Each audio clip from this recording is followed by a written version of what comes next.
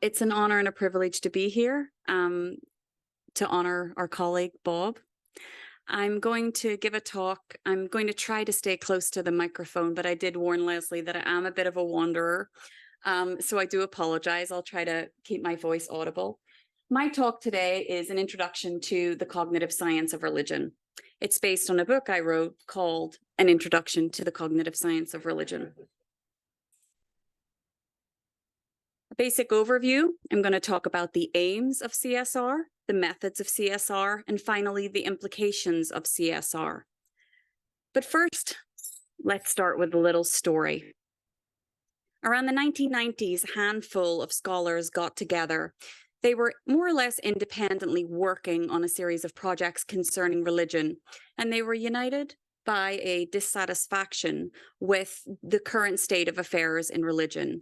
Some of them, but not all of them, are here today, and Harvey Whitehouse is here. He is joining us virtually. In a nutshell, they were concerned that scholars who were studying religion would say they were trying to interpret culture, but as Bob would say, though they were actually explaining explaining religion by reference to culture, whereas the cognitive science of religion looked at the plethora of the social cognitive sciences and wanted to be able to draw upon them to explain religion. Now, in this talk, I don't have a lot of time to go into evolution and brain, so I'm really going to be talking about cognition and culture. There were three key areas that these scholars were disgruntled with. One was this idea that you could only interpret religion, which amounted to documenting seemingly endless diversity across traditions. And this led to methodological rigidity. So things like case studies and contextual studies only. Of course, you know, the hallmarks of a great discipline include many of these things, but the problem was that they were used to excess or that they were used exclusively. By contrast, the cognitive science of religion, in addition to drawing upon some of the earlier methods and theories, wanted to explain religion, drawing on the predictable similarities of the human mind and employing methodological pluralism. This is a really it's a really simplistic explanation of the differences. And so, you know, if you want the nuances, you can have the book available on any good Amazon marketplace. Okay. So let's look at the aims. What are the aims? Well, I've said predictable similarities. What on earth does that mean? One aim is to explain the emergence and spread of religion. Now, this was a proponent of this is Pascal Boyer, who's here today, starting with the naturalness of religious ideas and then developed in Religion Explained. He argued that there are important aspects of religious representations that are really constrained by the universal properties of the human mind. And so one starting point is to ask, why of all potential configurations of religious ideas and behaviors are some more cross-culturally recurrent? This is a really key and important idea. And an example of this in practice is found in Rethinking Religion by Bob and Tom to explain the predictable features of ritual. So let's hear a 2-minute clip of what they have to say about their theory. One of these big theories was Lawson and McCauley's ritual form theories. So they began with a definition of religious ritual that was very schematic with different slots. So in their view, you have an agent. So somebody who's doing something, that's the actor. They're doing something, so there's an action, that's the second part. And they're doing it to someone called the patient, so the receiver of the action, the person who's receiving the action, with the goal of bringing about some sort of non-natural consequence or result. So this is their definition of religious ritual.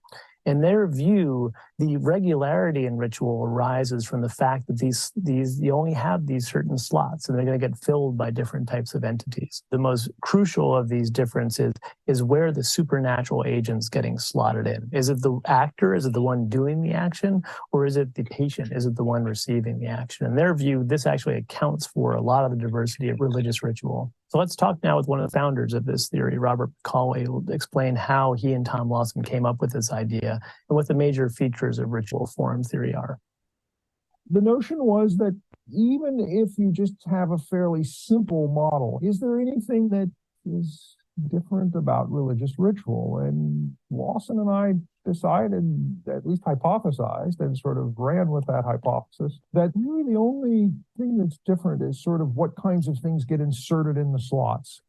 And this is commonplace, which is to say that some of the things that pop up in religions are agents that have some special properties. And if they get stuck in these slots, in either as agents or as patients, if you start looking at the patterns involved, what struck us was there were all sorts of fascinating systematic patterns that ended up very nicely and compactly providing an account of a whole range of features about rituals that scholars of ritual have been pointing out for 150 years.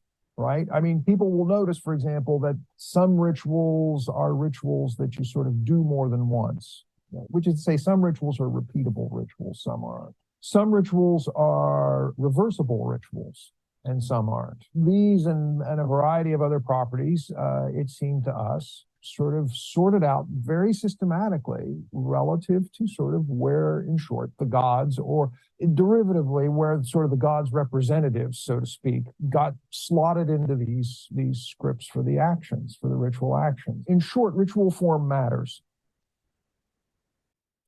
Couldn't have said it better myself. Of course, they developed this idea later in another book called Bringing Ritual to Mind. And they recruited the help of someone who I kind of last night jokingly referred to as the Ghostbuster of CSR. If there's something weird in your data set, who are you going to call? Justin Barrett. He ain't afraid of no p-values. They recruited the help of Justin, who you're going to hear from later, who's really prominent experimental psychologist in taking these theories and developing them experimentally. And here we have one example of a test of the ritual form hypotheses, predicting all sorts of ritual intuitions.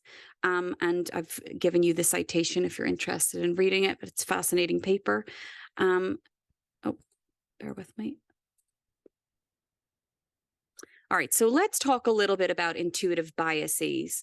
Now, I always say that I feel that the kind of the unique selling point of CSR, if you like, is the intuitive biases, is the role of cognition. And some scholars misinterpret this as saying that it's the only thing that matters. But if CSR was a cereal box, you know, using Berger's theory of the religious marketplace, it wouldn't say low sugar, it would probably say something like intuitive biases. So that's why I'm going to focus on this unique contribution. We already know culture is incredibly important. So rather than me tell you what an intuitive bias is, let me demonstrate. This is a Château de Trézon in Brittany in France. This is true, by the way. It's a historical monument. And around 1912, there's a famous legend known as the Black Lady. There was an individual who poachers reportedly seen who was being buried alive wearing a black dress. Since then, there have been reports that people who stay in this castle report that they see in their bedroom the lady in black. All true. How many of you would volunteer to stay in the Château de Trézon for one night on your own with the doors locked? And be honest. This says a lot about the audience. Okay. For those of you who didn't raise your hand, you're all going. So you're there. Starts to get night. I want you to be in your body right now, not in your mind. You start to get spooked out. The gatekeeper leaves. He locks you in. You wake up and suddenly you see something in the corner of the room and you're not quite sure what it is. How many of you momentarily would think Lady in Black? Thanks for being honest. That's an intuitive process. How many of you believe in ghosts? Put your hand up. Okay. Okay. Yeah, it's okay. This is a safe place. We can all be honest here. We're all friends, all in honor of Bob. Okay. So that's a reflective process. And so I use this to illustrate the dual process model of the mind. Never yet have I given this talk, and the big hand is smaller than the small hand. It happens every time. That is to say, intuitive processes are things that happen intuitively. That's why I asked you to go into your body, off the cuff, without much reflection. Reflective processes, by contrast, are kind of more slow, thoughtful, reflective, metacognitive. And this distinction between these two processes is known as the dual process model of the mind. Now, for the experimentalists in the room, I would say that I know you're going to think, well, she used a prime. She said it was the room. The lady wasn't black. I understand. But for now, just a simple gesture to illustrate. And so this intuitive theory, or this intuitive bias, is known as anthropomorphism. And anthropomorphism is the tendency that we have to attribute human-like properties, including mental states and characteristics, to non-human things. When there's ambiguity in the environment, we infer an agent, typically. This list is a kind of suite, a sample. In the book, there's around 30. Here, I just selected a subsample of what we call psychological foundations. Sometimes they're called intuitive biases, inclinations, psychological tendencies. And anthropomorphism is one example of this. But let's not hear this from me. Let's turn it over to Justin Barrett, who's going to explain, well, Azim Sharif is going to explain. I introduced Justin, and Justin's going to explain, unbeknownst to him in the audience, this theory. With a mind that's tuned to overperceive agency. Seeing random events in nature, be they tides or clouds or stars or grilled cheese sandwiches, as the product of agents with minds. Now, Justin Barrett has called this the hyperactive agency detection device. And he and Guthrie and others have made the point that this tendency to over-infer agency likely underlies our tendency to infer gods and spirits in the natural world. So especially in the absence of a scientific explanation for things like the wind and the tides and the rising of the sun and the moon, the human mind would have immediately inferred supernatural agency behind these natural events. Hence, wind spirits and sun gods were born in our prehistory.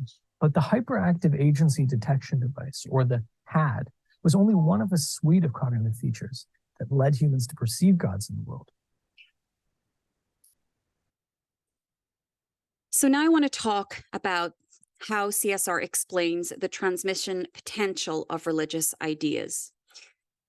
There are, of course, cultural ideas are culturally transmitted, but there are also different routes to how they become beliefs. And so here's one example. Let's take the idea that the world was created by an agent, which is really pretty predictable across many cultural traditions. This is an intuitive idea, and I've used colors here on purpose to illustrate. So the intuitive idea is really strong. That pull is really strong for that particular belief system. Let's say that God created the world. You might have moderative cognitive elaboration about what this means and how it fits into the rest of the theology. You might even have moderate, even minor cultural support, depending on where you are. And together, this combination leads pretty predictably to a belief system. But then let's take another example. Let's take an idea that's completely counter to this intuitive idea. So an example used by someone called Hugh Nicholson, who has a great book on this, is the concept in some Buddhist traditions of non-Atman, which means there's no such thing as a permanent enduring self. This is really counter to our everyday representation of ourselves as permanent enduring entities. So here you can see the colors much lighter. So you have a counterintuitive idea. So on the balance, this idea, and for those CSR experts, I'm not talking about minimally or maximally. I'm talking about something that completely counters your intuition. So actually, I guess it's maximally counterintuitive. You have this idea. And so by and large, it's not going to have as strong a transmission potential as the intuitive idea. However, there are routes to which it can become belief systems. And here I've just given an example of it could have extensive rehearsal and cognitive elaboration. You could repeat it again and again and again. You can hear stories about it, and it has extensive cultural support. And together, this also leads to the route of beliefs. There's another route, and I call this context-dependent beliefs. Some may have heard of it as theological incorrectness. I prefer context-dependent beliefs, but that's a longer story.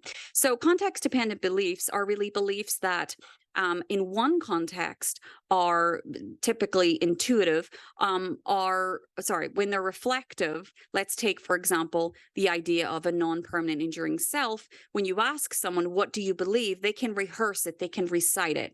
But just like the example of the lady in black, under conditions of cognitive load, or when they're primed with a narrative or something else, they tend to revert to the idea that there is a permanent enduring self. And this conflict is routed in part in the transmissive potential of these ideas, and that's why I call them context-dependent beliefs.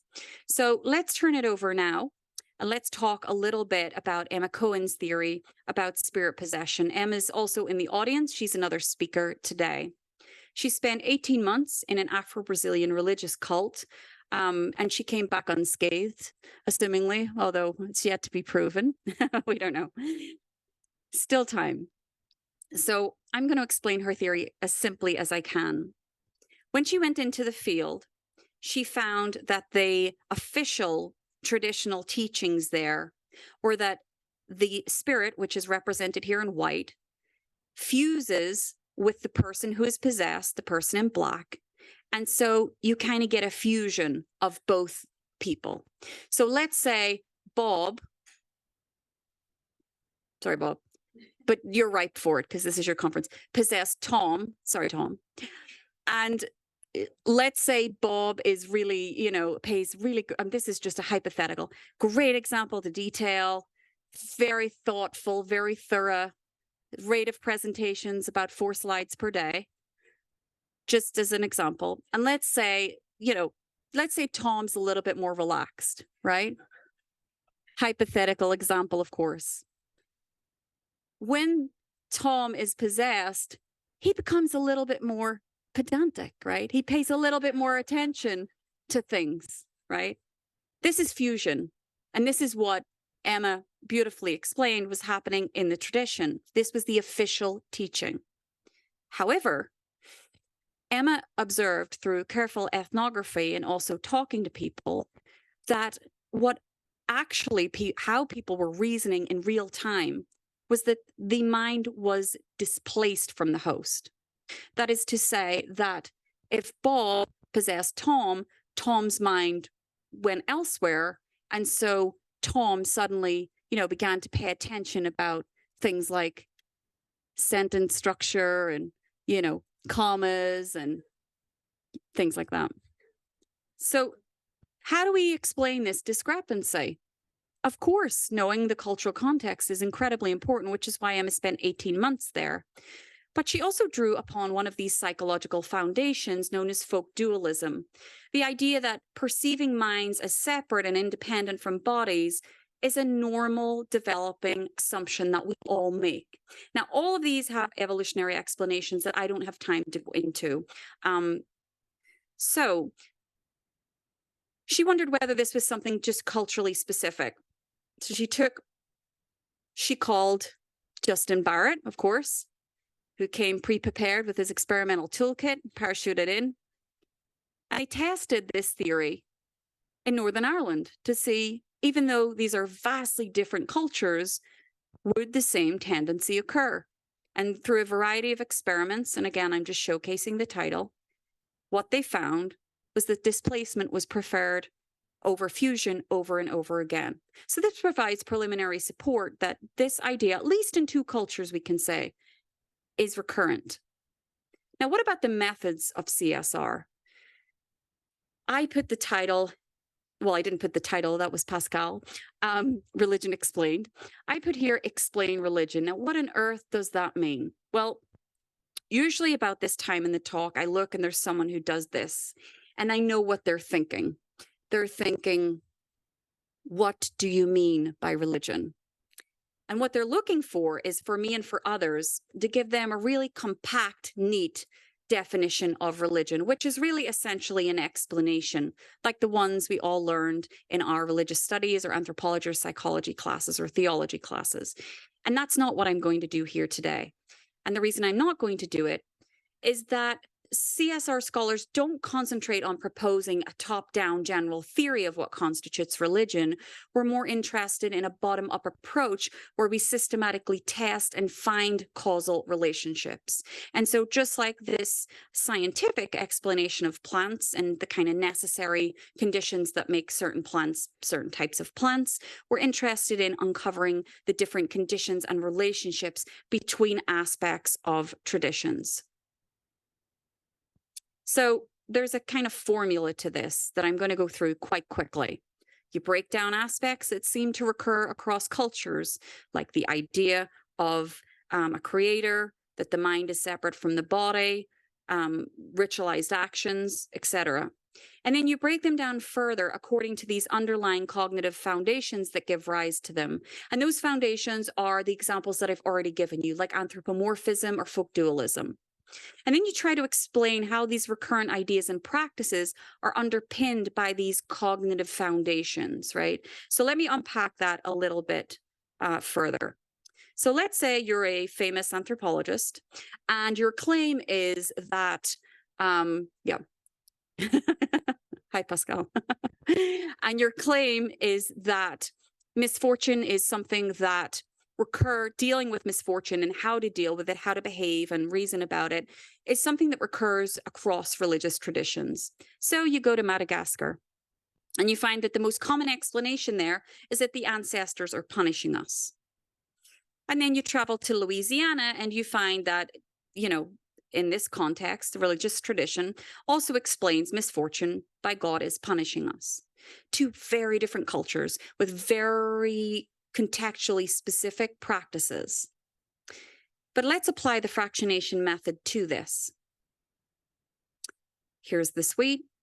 So here we have Madagascar, religious tradition A, ancestors are punishing us.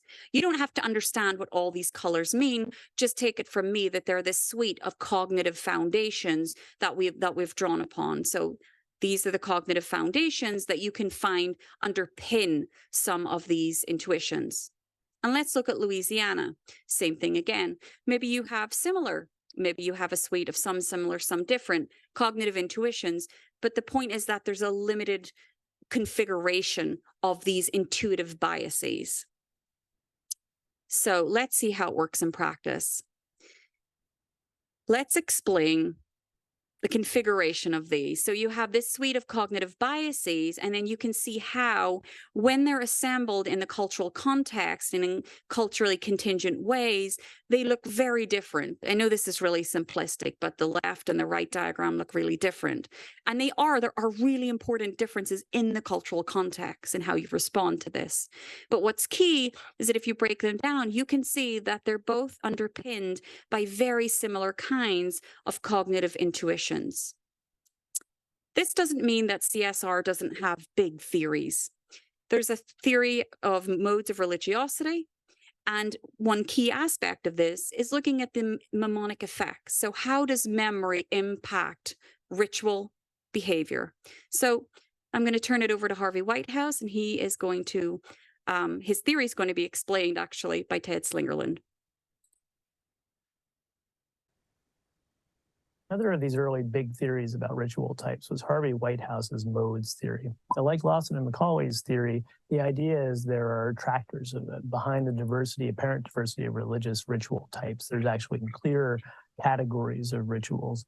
In Whitehouse's view, these attractors are, on one hand, the doctrinal mode. So in the doctrinal mode, we have rituals that are being done frequently. They're being done daily or many times a day, and they're characterized by low emotionality.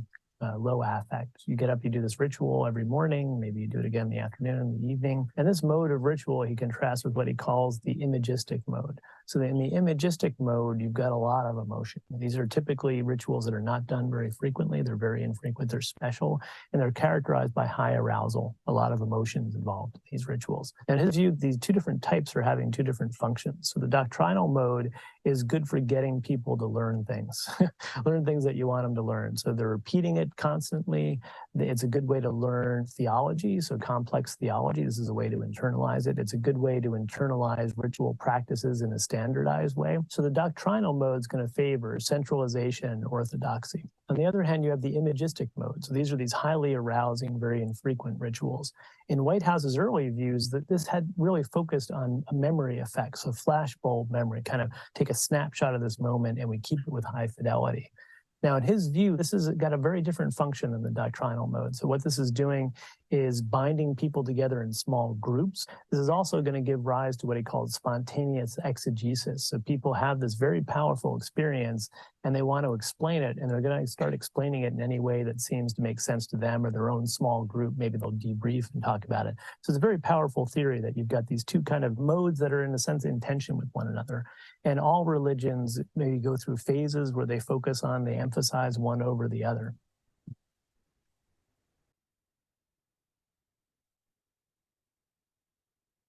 Okay, let's talk a little bit about methodological pluralism. How does it work in CSR?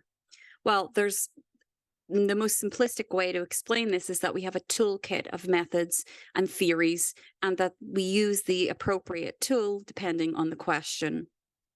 Let's turn now actually to Harvey Whitehouse, and I want you to pay attention to two things in his in this clip. One, how the research starts with a period of intense ethnographic research, so it's contextually dependent. And two, the amount of collaboration that he emphasizes at the end. So this is taken from another talk. A little bit of personal history that bears on the story I want to tell. My interest in ritual began here in Papua New Guinea, where I lived for 2 years carrying out immersive fieldwork, doing all the kinds of things you can see on this slide. Participating in rituals, interviewing key informants, treating people's illnesses and infections, and doing all kinds of things, learning new technologies, obviously learning the language, and generally becoming as familiar as possible with the entire cultural system. The initial focus of my research was on economic anthropology, but people were far more interested in getting me to study their religious ideas and practices. And in the end, I kind of gave up on my original research questions. And I ended up studying the rituals of the community in a great deal of detail. The whole process generated lots of questions and also a lot of potentially testable hypotheses. Nevertheless, it gradually became clear to me that there was no way of actually testing those hypotheses simply on the basis of qualitative research. So I became increasingly interested in scientific methods and enthralled by the idea of working with people capable of running controlled experiments, undertaking statistical analysis of large comparative data sets, and carrying out longitudinal studies. A lot of the impetus to develop new research using these methods came from my close association with some lifelong friends and colleagues who shared my interests from the very beginning. Pascal Boyer, Bob McCauley, Tom Lawson, Justin Barrett, Brian Malley, and others. And in fact, I doubt if very much of the story I have to tell would have happened without their early encouragement. In any case, what followed in the years to come was a massive amount of collaboration. In fact, when I was writing the acknowledgement section for the new book, it really brought home to me for the first time just how collaborative the process has been up to this point. I started making a list and I was startled to discover just how many different disciplines my innumerable collaborators come from. And these are just some of them. This whole process has deepened my passion for science in many ways, but it's also made me aware of how the cognitive and evolutionary sciences could be strengthened by some of the methods of more traditional humanities research. Let me start. So I also want to point out one more thing about Harvey's theories, and that is that he did something that's quite rare, and that he opened up his theory to tests. For example, Luther Martin, who's here today, worked with him on a book called Theorizing Religion's Past, where they warmly and openly invited historians to apply the theory of modes of religiosity to their specific field site. And so, again, really a scientific approach to the study of religion. Now let's go back to what we talked about in the beginning, connecting evolution, brain, cognition, and culture. The first time I gave this talk, Bob McCauley gave me notes. And he said, I don't like this so much. I much prefer this. So Bob, oh, this one's for you. The donut diagram is a simple, it's visual, but more accurately is this triangle. And so the triangle really represents the different kinds of levels of analyses. So you can see that the level of influence goes both ways. So there are multiple and interacting levels of analyses. We have biological, psychological, and also social and cultural. This means that, yes, we are reductionists. And Bob has asked me to warmly invite everyone here today over coffee to make sure that you get a good warm cup and say to him, are you a reductionist? And I'm going to leave him to answer that one. Okay. What counts as a good explanation? I don't want to go longer than about 35 or 40 minutes, so I'm going to keep this short.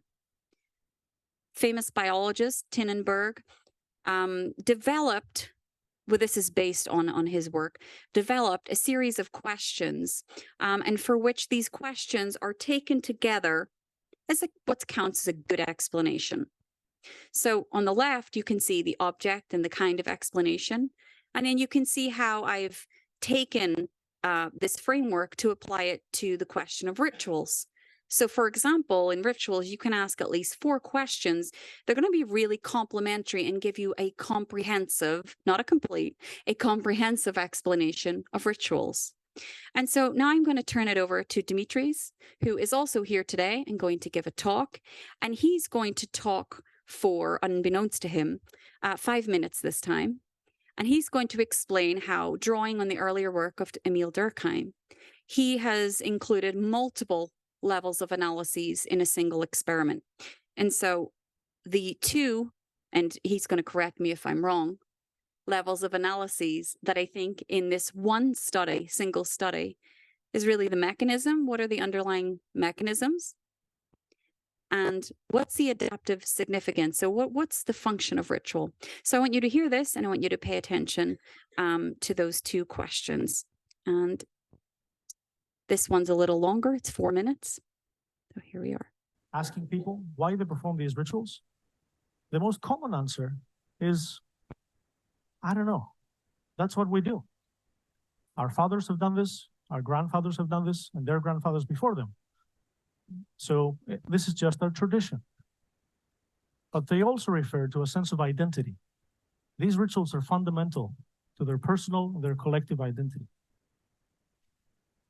Without this far-walking ritual, we wouldn't be who we are. San Pedro, our village, would never be San Pedro without this tradition. And anthropologists have known this effect of ritual in building identities for many years. Emil Durkheim described a phenomenon that he called collective effervescence, an ecstatic feeling of excitement and togetherness that people feel when they get together to perform highly arousing events. And at some level, we've all felt this feeling, whether when dancing on the dance floor with others, or chanting in a football stadium with 30,000 people who share the same ideology as we do. But how can we measure this collective effervescence? How do we define even this vague concept? And how can we measure togetherness? In a study that my team and I conducted at this village, we used heart rate monitors to measure people's physiological responses to this ritual. And what we found was that there was an astonishing degree of synchronicity in their heart rates, although their bodies were doing entirely different things. These people are not performing the fire walk at the same time. While some of them are walking on fire, others are sitting down, standing up, or merely watching. We found that there was a tremendous degree of emotional alignment among community members, which extended beyond the active performers, even to the spectators who were merely watching. So for the first time, we're able to measure collective effervescence. We're able to measure this togetherness literally in people's hearts. But how does this actually translate into behavior? In the Kabati ritual of Mauritius, devotees engage in these painful activities all day until they reach the temple of Murugan. And then they will have to carry their burden 242 steps up the hill to offer it to the Lord Murugan. So we wanted to examine how this ritual would affect pro-social behaviors by looking at how much money people were willing to donate to a charity after performing this ritual compared to other rituals. So after their participation in different types of rituals, we invited these people to fill out some questionnaires discussing their experience about how painful this ritual was. At the end of those questionnaires, we thanked them for participating. We paid them 200 rupees. And we told them they were free to go. 200 rupees in this context is a substantial amount of money. It's about 3 days' salary of an unskilled worker. And a few meters later, somebody stopped them, a local assistant, and asked them if they were willing to make a donation to a local charity. So we took those donations as a measure of pro-social behavior. And we saw that after performing a collective prayer, which is a low-key or mundane ritual, people were significantly more likely to make a donation to this charity. But after taking part in the painful ritual, they were 3 times more likely to donate money. And this effect extended beyond the active participants. It even extended to the observers. Family members who had just walked along the procession, but had no piercings, were carrying no kavadis, were not barefooted, and felt no pain. And when we look only at those who experience the painful sensations, we see a direct correlation between the level of pain and the amount they donate. The more pain they felt during the ritual, the more money they gave to charity. Asking people. Finally, let's talk a little bit about the implications of the cognitive science of religion. Well, the most obvious is that we can study religion scientifically. Also, I think this aspect of CSR has actually been underemphasized by us all. But in a diverse society, when we focus on the underlying differences of religion, we see diversity. But in the cognitive science of religion, when we also include the underlying similarities, I think it possibly has the potential to make us more tolerant of one another. It also extends beyond the big 5 to be inclusive of other traditions. And let's actually hear from Bob for 50 seconds about something else. Suggestion is that religion is cognitively natural and comes easily to human minds. It traffics in the kinds of ideas that minds like to think. By contrast, science, I'm suggesting, is always pulling together representations and ideas, and models and theories that are quite contrary to our normal assumptions about the world, as it were, our common sense. In that respect, they're oftentimes very difficult to understand. And finally, it also shows and explains why through changing circumstances, like the recent pandemic, belief remains constant. Thank you so much, and thanks to everyone who has appeared in this video in the order of appearance. Also to Azim Sharif and Ted Slingerland for giving me permission to show the videos, and to the Templeton Religion Trust who continue to support my work. Thank you so much. Thanks.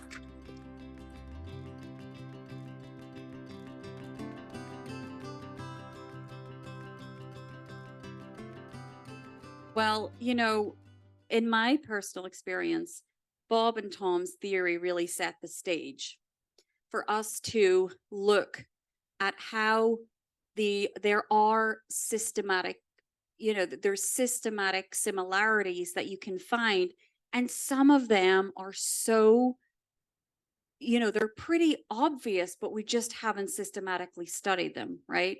And sorry.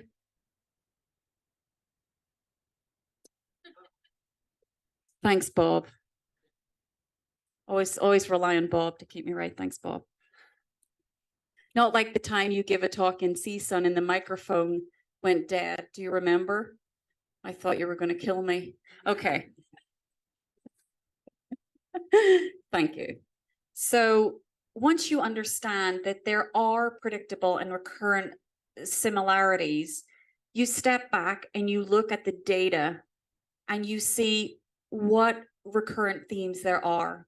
And so on my own research in mortuary rituals, the first thing I did was the first thing that Bob and Tom did, which was, let's look at the entire, space of different forms of grief rituals.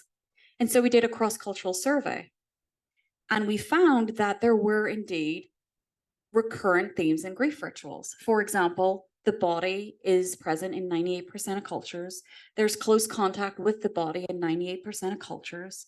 And so you step back and you say, well, what potential functions could that serve? Why is that the case? And again, looking to others for inspiration. So, they based their theory, they were inspired by linguistics. I looked at the anthropological literature, the vast, rich literature, and what they were saying is true.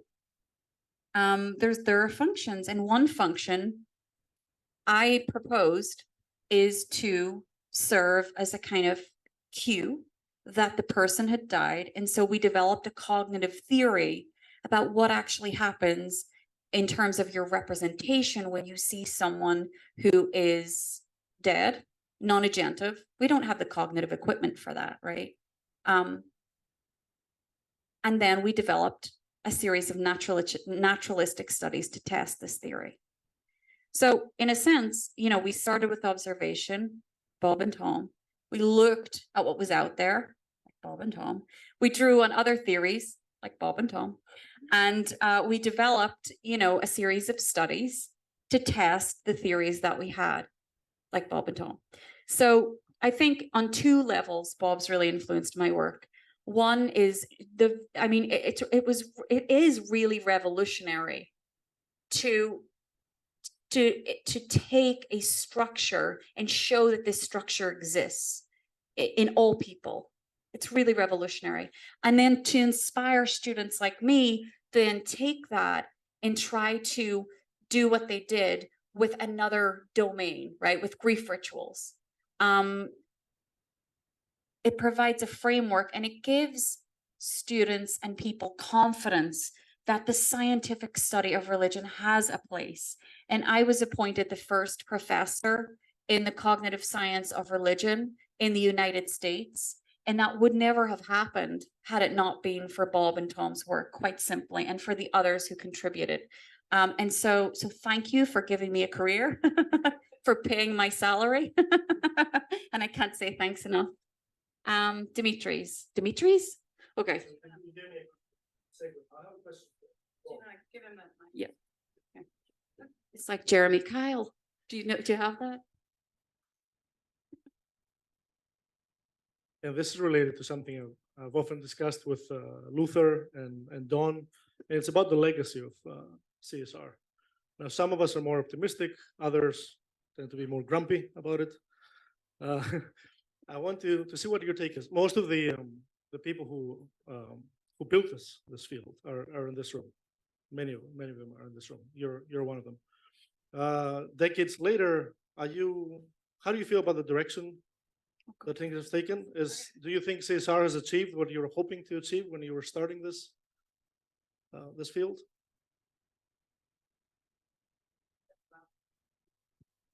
Thank you, Les. The first comment I'd make is that I've not attended many events like this, but at least at Dick Neiser's conference, he uttered not a word through the entire conference. So I might at some point plead that right. But I guess I would say that in some regards, this is the way to make the distinction. In terms of the excitement, the activity, the vitality, the creativity of the ideas, I have seen a group of younger scholars just take things far beyond anything I could have ever imagined. And, you know, many of those people are in this room.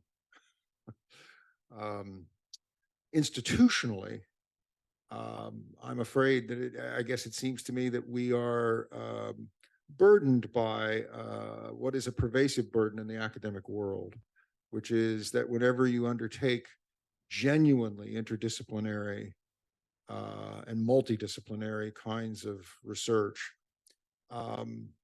it's difficult to get institutionally recognized.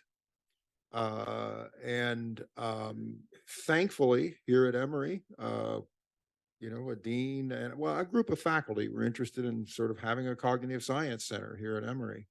And that's the birth of the CMBC. And that has proven to be a very supportive venue for me and a number of other folks who have been interested in this. So in terms of the productivity, the creativity, the vitality of the ideas and the research, it has proceeded far beyond anything I could have ever envisioned. Institutionally, it has been a challenge, but I think most of us recognize both of those things and recognize the distinction. And folks have, thankfully, in at least some disciplines, I guess right now anthropology comes to mind, at least in some places in anthropology, some places in religious studies, folks get tenured and, you know, get promoted, and they're heading toward full professors, and they keep the project advancing. Are there any thoughts about the basic assumptions about the interaction between the questions and the methodologies applied to the study of the question? Specifically, when applying scientific methods, we prioritize trust in statistics over the priority of intuition, but an external primary explanatory cause. I'm going to read that question again because it's quite a lot. And I'm looking at Bob. Can you hear me? Bob, I'm looking at you, just so you know. Yeah, I know. I'm going to read it again slowly. Bob says, don't look at me. Okay. Can you hear me? So are there any thoughts about the basic assumptions? What's the interaction between the questions and the methodologies? So when applying scientific methods, we prioritize trust in statistics over the priority of intuition. So basically, there's a kind of dichotomy here that's being assumed, I think, that scientific methods are prioritizing trust in statistics over intuition, right? And I will start. Okay, Dimitris, I have some thoughts about this as somebody who's constantly trying to navigate between different types of knowledge, different types of evidence, having been trained as an anthropologist as well as a cognitive scientist, and somebody who runs a lab but does most of his work in the field. I draw from three different sources. So I draw from phenomenological reports, I draw from personal observations, interpretations, and I draw from scientific measurement. I use these three types of knowledge to try to triangulate my findings. So if all of these four types of evidence are convergent, then that increases our confidence. If they're not convergent, for me, sometimes that's where some of the most fascinating findings happen, because that means we need to investigate further. So I don't see that as a problem. If anything, I see it as an exciting challenge. Thank you. Thanks, Dimitris.